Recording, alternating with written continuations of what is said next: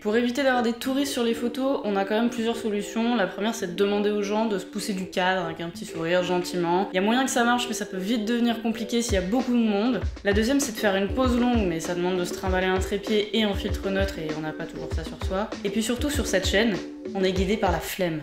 Alors on va utiliser Photoshop. Bon, ok, j'ai menti, c'est pas si simple que ça d'effacer des gens avec Photoshop, mais c'est probablement plus simple que ce que vous pensez à la base. On va commencer par effacer des petites silhouettes, des petits objets, et puis au fur et à mesure, on va prendre des silhouettes de plus en plus grandes. Donc si vous voulez pas rater cette partie, restez jusqu'au bout. On va commencer avec cette photo que j'ai prise en Écosse il y a 1 an à peu près. Donc je fais un clic droit sur la photo dans Lightroom, modifier dans, et je l'envoie dans Photoshop directement. Comme ça, il conserve les réglages de Lightroom et il me l'envoie direct dans Photoshop.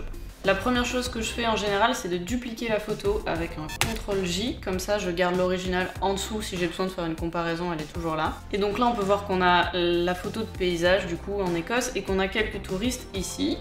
Il n'y en a pas beaucoup, ils sont assez petits, mais il y a quand même beaucoup de couleurs assez vives qui dénotent un peu au milieu, donc on va essayer de les enlever.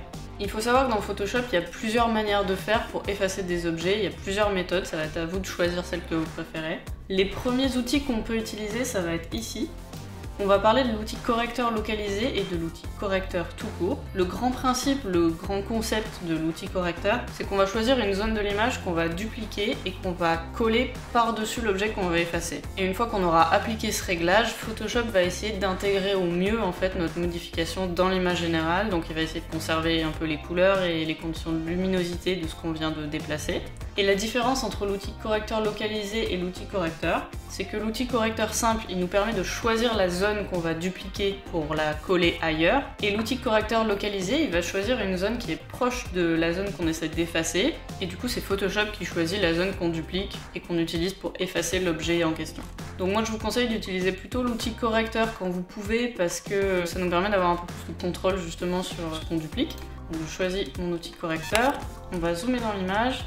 Donc là vous voyez le principe, là j'ai un pinceau tout simple, si je reste appuyé sur Alt ou Option, ça va me faire apparaître une petite cible qui va m'indiquer que c'est le moment où je choisis ma zone à dupliquer. Par exemple, on va commencer très simple avec cette personne là en bleu.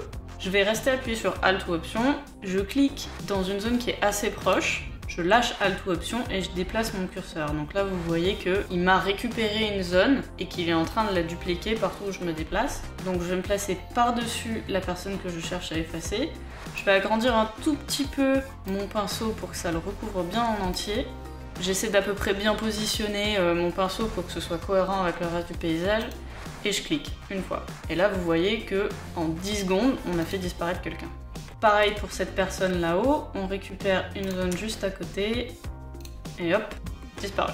Le seul problème de l'outil correcteur, c'est que parfois, il a tendance un peu à rendre un effet un peu flou, un peu sale, surtout sur les bordures. Donc quand vous avez des objets au contour assez défini et au contour net, vous pouvez aussi utiliser l'outil tampon. Le raccourci c'est S. Même principe, l'outil tampon, vous allez récupérer une certaine zone et la copier ailleurs. C'est un tampon tout simplement, c'est un côté un peu brut, on récupère un morceau de l'image et on va le coller ailleurs. Et donc encore une fois, si je reste appuyé sur Alt ou Option, vous allez voir la petite cible apparaître, ça veut dire qu'on sélectionne la zone à dupliquer. Je vais choisir par ici, et hop, la déplacer pour pouvoir effacer ce qu'il y a en dessous. Et je vais essayer de continuer à faire ça. Petite astuce pour ceux qui ne savent pas, si vous restez appuyé sur Alt, que vous faites un clic droit avec votre souris et que vous déplacez la souris, vous pouvez rapidement changer le diamètre de votre pinceau et la dureté aussi. En glissant votre souris vers le haut et le bas, c'est la dureté, et droite et gauche, ça vous permet de contrôler le diamètre de votre pinceau, donc c'est vraiment pratique, ça permet d'aller beaucoup plus vite. Et pour effacer un peu les touristes qui sont plus au milieu de l'image, je vais repartir avec J sur l'outil correcteur.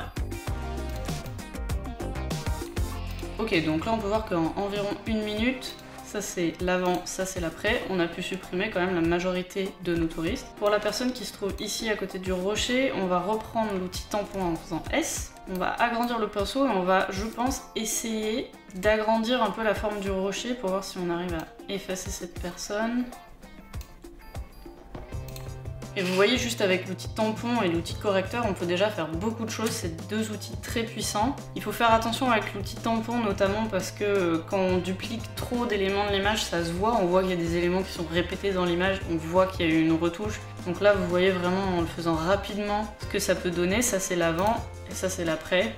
Maintenant on va voir ce qu'on peut faire pour des éléments un tout petit peu plus compliqués. On va passer à une autre photo. Et là, encore une fois, on commence par faire un CTRL-J ou Command-J pour dupliquer la photo. Et je vais pouvoir essayer d'effacer ces personnes-là et ces personnes-là. C'est le moment de vous montrer un outil un peu magique dans Photoshop. On va commencer par faire une sélection grâce à notre outil lasso. Enfin, je vais sélectionner cette personne, hop. De manière pas forcément très précise, j'essaie de pas trop m'écarter de l'objet, mais après, pour l'instant, ça va suffire. Je fais un clic droit dans ma sélection, remplir. Et là, il faut bien garder sélectionné contenu pris en compte, mode normal, opacité 100%. Et on fait OK. Ouais. Je sais. Photoshop. Donc là, vous voyez tout simplement, Photoshop a analysé l'image et a rempli notre sélection avec d'autres éléments qui se trouvent autour pour faire quelque chose d'assez cohérent et facilement intégré dans l'image. Je fais un CTRL-D ou un Command-D pour désélectionner. Et vous voyez que c'est assez propre hein, quand on zoome. Voilà, si on le sait pas, c'est quand même quelque chose d'assez efficace et en plus ça prend vraiment une demi-seconde à faire, donc c'est un outil très très puissant. Je vais essayer avec ces personnes-là directement. Hop, clic droit à l'intérieur, remplir, OK. Hop, je sais même pas quoi vous dire en fait, tellement c'est simple à faire. Ça c'est l'avant et ça c'est l'après. Si vous avez des zones un peu floues et vous voyez que en fait la retouche se voit, donc là par exemple, où là il y a une répétition qui se voit pas mal, vous pouvez corriger ça avec les outils qu'on a vus juste avant, c'est-à-dire le tampon et l'outil correcteur. Donc là par exemple avec mon tampon, je vais agrandir le diamètre du pinceau, j'attrape cette zone là, et hop, en repassant par-dessus, voilà, je peux rendre ça un tout petit peu plus cohérent. Pareil ici. Donc si vous voulez quelque chose de vraiment qui se voit pas du tout, vous pouvez prendre un peu plus de temps pour corriger avec l'outil tampon et rendre ça encore mieux intégré dans votre image, donc c'est possible, ça dépend du temps que vous avez et que vous voulez prendre là-dessus. Et enfin on va essayer de modifier une dernière image. Donc là au milieu de l'image on a mon père, je pense qu'il va être ravi de se voir dans une vidéo, je vais en entendre parler pendant des années. Comme d'habitude, première chose à faire, CTRL ou Command-J pour dupliquer le calque. On va utiliser notre outil lasso pour toujours en fait la même technique du remplissage. On fait une sélection autour de notre sujet. Et ce qui va être différent cette fois, c'est que je vais vous montrer un peu comment préciser cette option-là. On va aller dans édition et remplissage d'après le contenu. Donc c'est la même chose sauf qu'on va avoir plus d'options à notre disposition. Ça vous ouvre une nouvelle fenêtre. Donc là vous voyez qu'on a une grande zone en vert. C'est la zone d'échantillonnage, vous voyez qui est écrite juste là. C'est la zone dans laquelle Photoshop va prélever des éléments qu'il va combiner pour remplir notre sélection, donc effacer l'objet qu'on a sélectionné.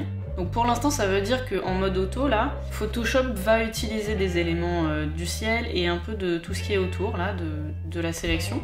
Et vous voyez juste à côté, on nous donne carrément un aperçu de ce que ça va donner. Et donc on a le contrôle sur toutes ces options là. Si je vais dans personnaliser, on nous explique comment ça fonctionne, je me retrouve avec un pinceau et un plus à l'intérieur. Donc si je déplace mon pinceau en cliquant, en restant appuyé sur ma souris, j'autorise en fait Photoshop à prendre des éléments et à les dupliquer dans la zone verte. Quand je lâche, vous voyez, l'aperçu se met à jour et vous voyez ce que ça va donner. Donc là en fait Photoshop fait déjà un très bon boulot, il n'y a pas grand chose à faire. Mais si vous avez un élément que Photoshop prend en compte dans votre remplissage et que vous voulez l'enlever, vous pouvez le faire aussi en allant du coup dans cette fenêtre et en choisissant l'outil soustraction qui va me permettre tout simplement de supprimer une partie de la sélection de Photoshop. Et ça va mettre à jour l'aperçu. Là dans ce cas là ça change rien, mais si là par exemple on avait quelque chose qu'on voulait absolument pas dupliquer, on pourrait le soustraire de la sélection. Et à partir de là, on va faire une sortie pour moi sur le calque sélectionné et faire OK. C'est aussi simple que ça. Donc là encore une fois, on peut voir qu'il y a des zones un peu bizarres et un peu floutées. On peut essayer de corriger ça avec l'outil tampon.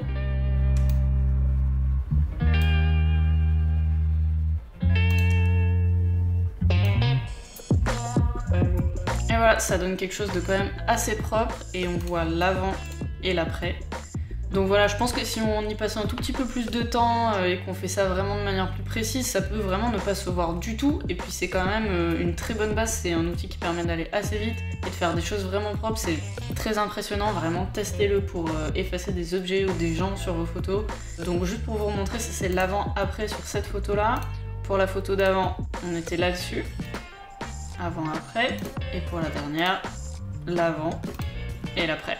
Et voilà, c'est fini pour aujourd'hui. En tout cas, je voulais terminer en disant juste un petit mot sur le fait qu'on a tous des standards différents par rapport à la retouche. Il y a des gens pour qui c'est hyper tabou, qui vont considérer que la retouche ça fait pas vraiment partie de la photo, que c'est pas de la vraie photo. Mais ça c'est très personnel, c'est à vous de voir. Moi par exemple, je m'autorise à enlever des choses qui sont temporaires mais pas permanentes dans mes photos. Donc les touristes, ils seront plus là dans quelques minutes, je m'autorise à les enlever. Pour un portrait, je vais pouvoir enlever un bouton, mais j'évite d'enlever des choses permanentes, donc des grains de beauté par exemple. Mais ça reste à vous de voir. Après, c'est toujours bien d'avoir un certain niveau de transparence, mais en tout cas, la retouche devrait pas être autant un tabou que ça, je trouve. En tout cas, merci beaucoup d'avoir regardé la vidéo. N'hésitez pas à la partager, laisser un commentaire et vous abonner à la chaîne. Et puis, on se voit bientôt. Salut!